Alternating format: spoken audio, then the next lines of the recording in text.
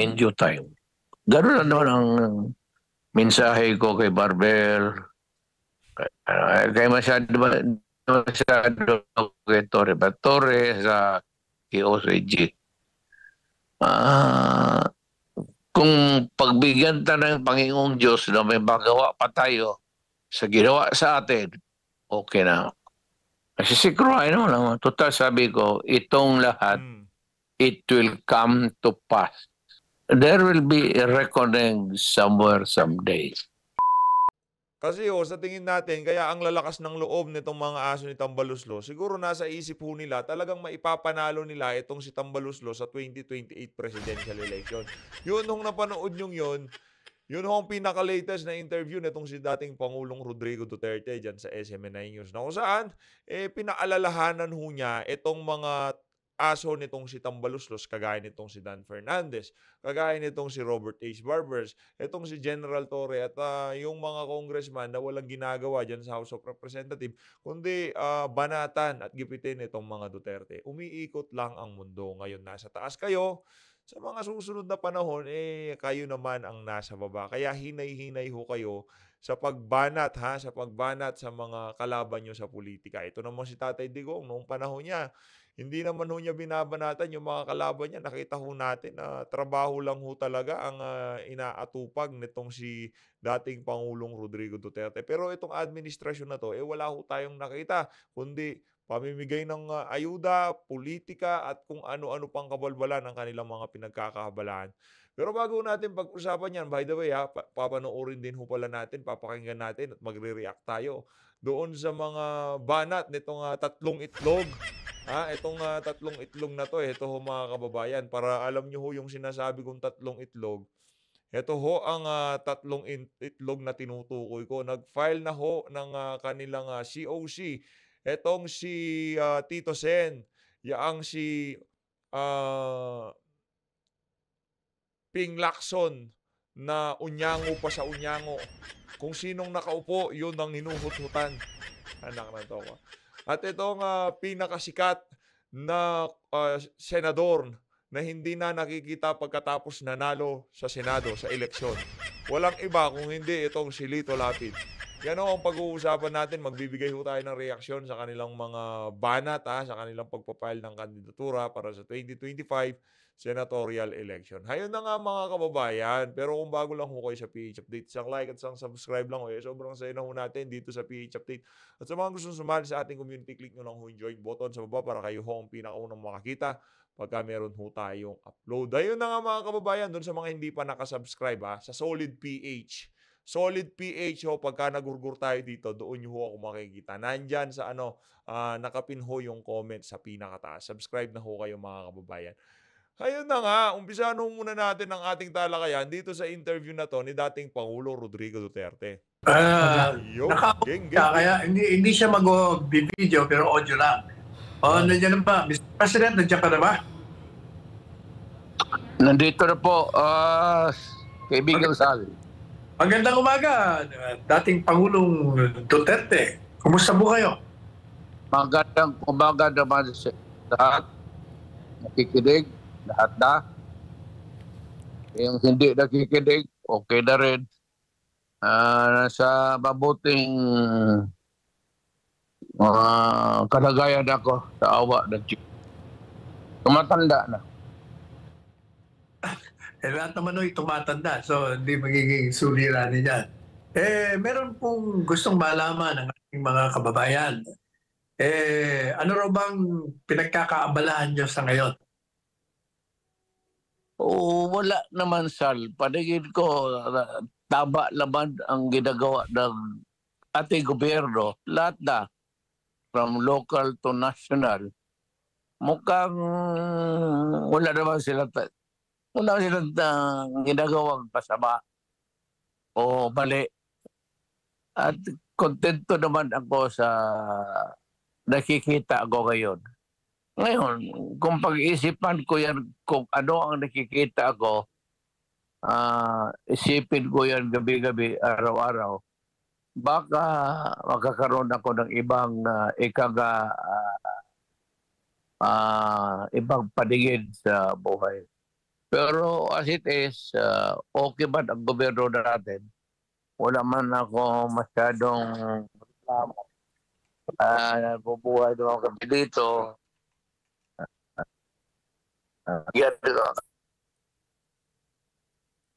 Marami ho. Marami ho, Pierre. konting yung si Torre, ika nga as a former president, mayor, hindi kami halubilo. Never met him. So with the others, sa bagay ito si Marvel, malayo naman masyado. But paningin ko sa okay lang. Okay lang. Kung anong gawin nila, okay lang. Ganon lang yan. PRD. Ngayon, pag hindi okay yan, titignan natin. PRD. Masyadong maaga pa. Okay. Para PRD. sa kanila yan, kung ano man ang gagawin nila, ngayon at kailanman hanggang sa katapusan, alam mo, ang mundo bilog Yun. sa ayaw Mm. nila at sa hindi. Magbababa Matatapos sila. rin itong lahat. Correct. So, palagay ko, yung nakikita ko, kung diyan lang naman ang dadating sa atin, wala nang iba, di okay na. Wala ako. Yung nakikita ko na nilosob yung bahay ng anak ko, Grabe. parang rehearsal ng martial law yan o exercise lang ng pulis na walang magawa. Okay lang rin sa akin yan. Sabi ko, lahat ito, tatanggapin natin sa sikmurain natin. Kung ayaw mong, if you want to use a harsh word, kasi sikmurain mo lang. Total sabi ko, itong lahat, Mm. it will come to pass. Yun. It will come to pass. There will be a reckoning somewhere someday. Ganon lang yan. So, sabihin mo ba sa kanila, mali yung ginagawa ninyo? Sabihin na nila taba. O sabihin ko yung taba yung ginagawa ninyo. Sabihin ninyo, pasensya na, mali. Walang mangyari sa padayan. Ibig sabihin, kabalastugan lang ito lahat ng yung exchange of harsh words o mag-away. Huwag na lang, panahon nila. So, umaasa na lang tayo dyan sa the eternal, huwag natin sa malayo, huwag natin punta sa langit, yung bola na lang na umiikot. It will correct itself in due time. Ganoon na naman ang mensahe ko kay Barbel, kay masyado kay Torre sa KOCG. Kung pagbigyan tayo ng Panginoong Diyos na may magawa pa tayo sa ginawa sa atin, okay na. Pag wala ng panahon na ibigay ang ng Diyos sa atin, accept it. And there's always heaven to enjoy after life. Ayun. Grabe ho talaga tong si dating Pangulong Rodrigo Duterte. Kaya para doon sa ngayong mga panahon na to, bira ng bira. Dito sa mga Duterte, ginigipit sila dyan sa House of Representatives, dyan sa Quadcom na yan. Wag ho kayong masyadong mga arugante. Wag niyo masyadong iakyat sa inyong yung inyong mga ginagawa dyan sa mga quad committee na yan, sa inyong mga utak na akala mo talagang totoo yung ginagawa ho nila eh. No, talagang ang sole purpose ho ng mga committee na yon para sirain lamang itong si dating Pangulong Rodrigo Duterte at itong si VP Sara masira nila para walang makalaban na matindi-tindi itong si Tambaluslos sa 2028 presidential election. Yun ho talaga yun. Yung EJK, at kung ano-ano pang mga iniimbento nila dyan sa mga committee na yan, wag ho tayong basta-basta maniwala. Wag natin basta-basta kagatin kung ano ang isinusubo sa atin itong mga aso ni Tambaluslos, no? Gano'n lang ako. Sa pagka ngayon, okay lang.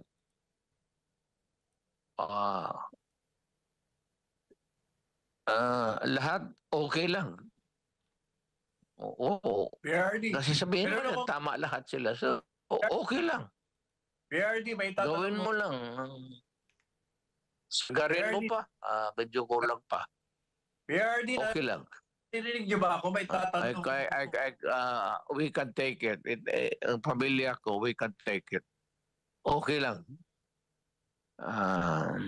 Mag-usap na lang tayo balang araw. Yan PRD, naman ang masasabi. PRD, I can't hear ano you. bang I pwede can't niyo hear you.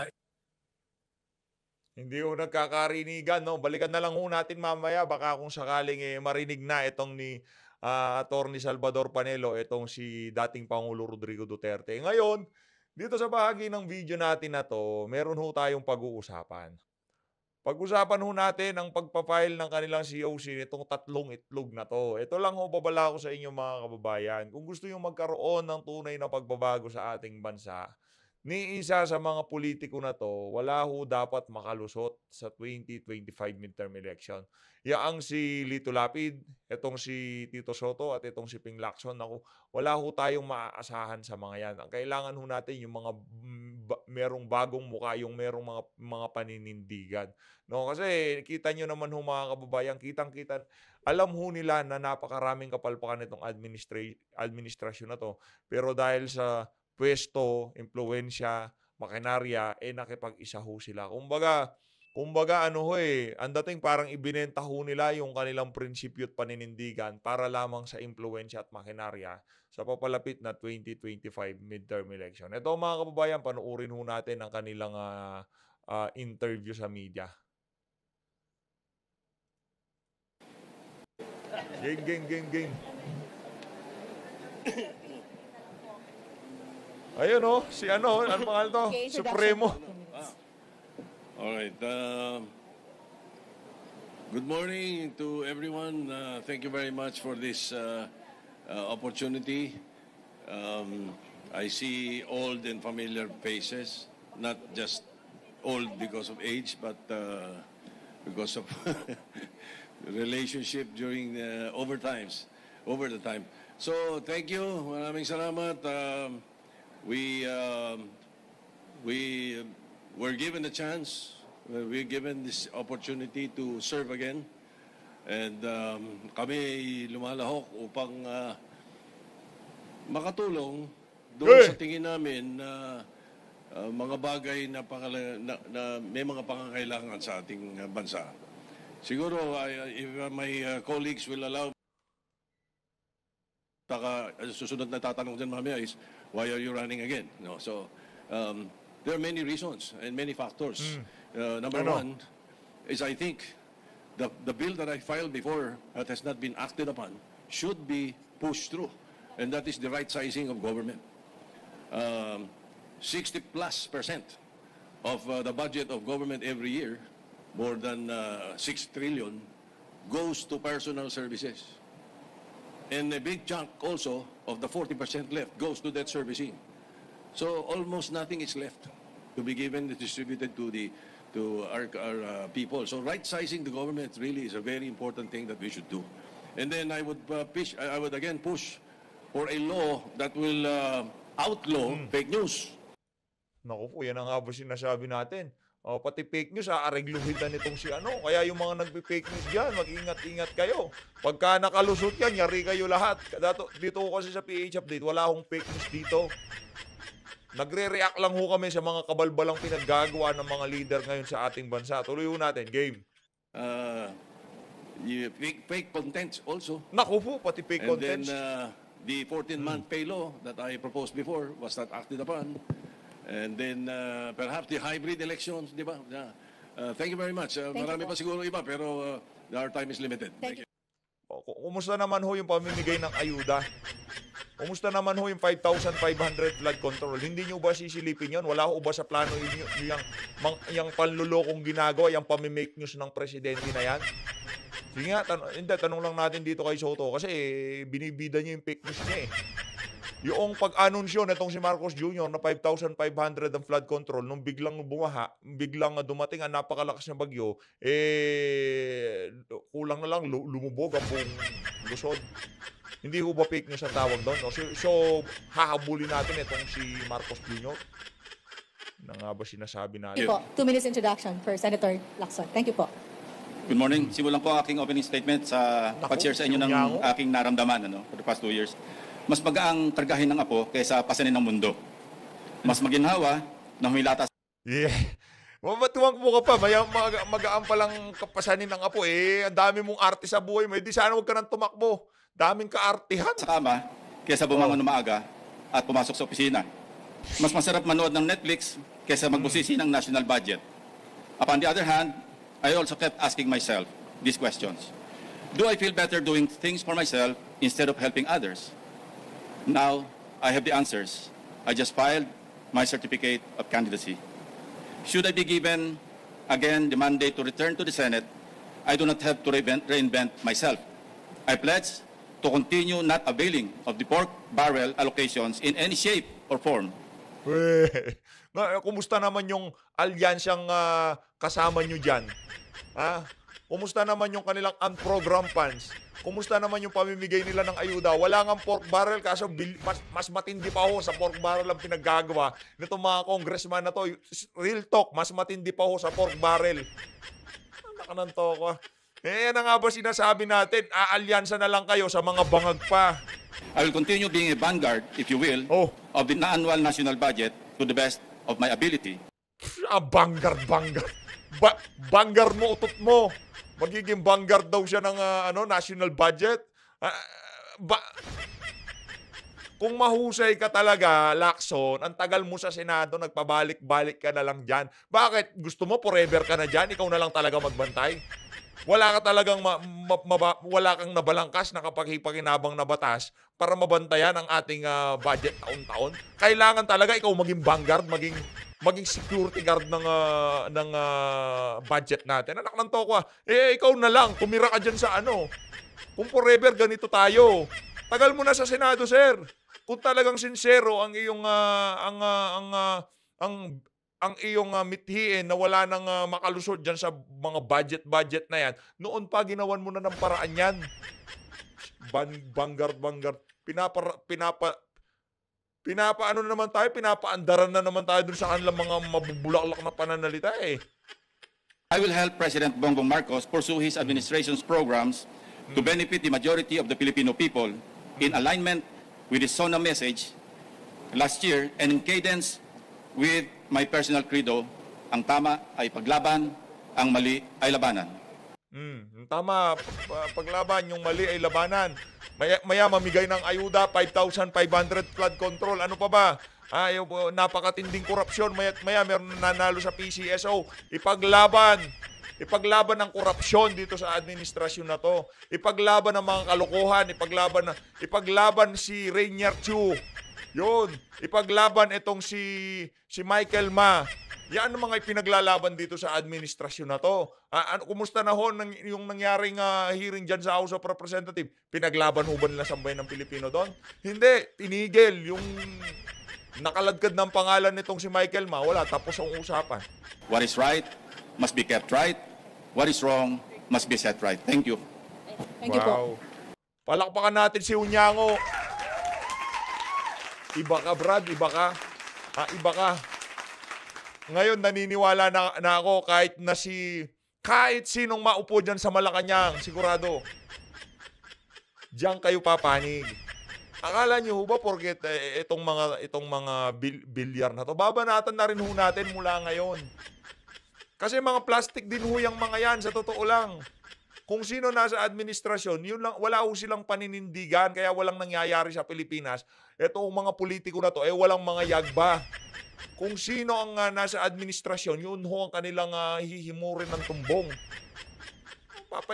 Papahinga na sana tayo ngayong araw, di tayo magre-reaction video Sir?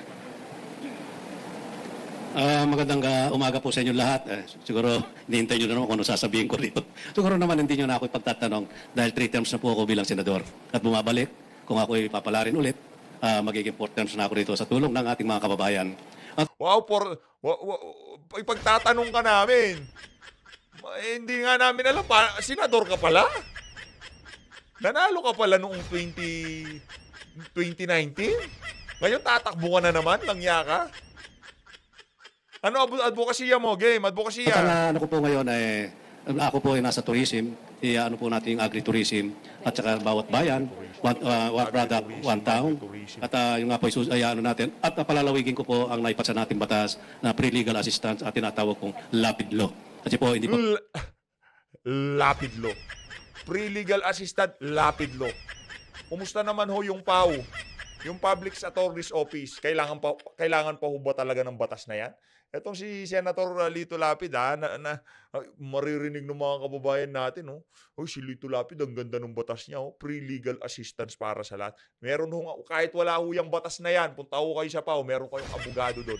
At bago po kayo hulihin ng mga pulis na to, meron ho kayong Miranda rights. Kung wala kayong abogado, bibigyan ho kayo ng estado.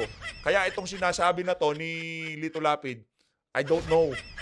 Nakananto ka. Puro na lang lokohan. Diba? Grabe talaga itong mga tao na to. Game, tuloy. Po na nila nalalaman ng ating mga kababayan, lalo na po inaapi sa batas na hindi po nila alam na libre po, walang bayad. Kahit yung abogado na di kampanilya ay pwede po nilang kunin na kasi sa PAO ay hindi po sila pwede maglaban kung PAO to PAO. Ito po kasi pwede po itong pre-legal assistant kung tawagin ay lapid law. Kaya po ako siguro sa experience ko naman, naging vice governor po ako ng lalawigan ng Pampanga na isang termino. 3 terms po ako bilang gobernador. Bali 9 years po ako na nanungkulan bilang gobernador ng lalawigan ng Pampanga. Kaya at 3 beses na rin po ako, 3 terms na rin po ako bilang senador. Yun lang po, siguro sa experience ko ay pwede na akong manungkulan ulit at ulit. Bigyan sana ako ng pagkakataon ulit. Maraming salamat po sa ating mga Pangulo. Tapos na ako kayo. Dito binagyan ako dito sa bagong Pilipinas. Maraming salamat po. Salamat po, Senator Lapid. We come down for the question and answer sa media po. Yeah. Any question? Go ahead, Iya. Mic, please. Microphone. Thank you. Morning po. So nagiging contentious subject ngayon sa Senate, lalo ng budget season, is yung unprogrammed funds. Mababawasan po ba to sa pag na-elect po kayo? Or mas magpo-focus kayo na may line items talaga? May definition ang program fund, yung UF, under the special purpose fund. Sa inyong kalaman, 3 bahagi ng ating national budget. Yung regular budget, ito yung naka-appropriate sa mga ahensya. Iba't ibang ahensya, across all departments, executive, legislative, judiciary. Yung special purpose fund, nasa ilalim noon yung unprogrammed. At yung pangatlo, automatic appropriations. Ang definition ng unprogrammed fund, napakalinaw base doon sa mga special provisions. 3 po yun. Nadagdagan po ng 2 provision, kaya nadama yung PhilHealth na pondo. At meron pang isa na nadagdag, yung sa foreign assisted projects, na hindi dapat kasi ang General Appropriations Act is a general law. At yung PhilHealth Law, as amended, pati yung Universal Healthcare Act, those are special laws. And basic po ito, alam ng mga abogado, alam din ng mga mambabatas, na hindi pwedeng amendahan ng general law ang special law. So yun po ay aming dalawang ipaglalaban kung sakaling kami mabibigyan ng isa pang pagkakataon. Next question, please. Yes.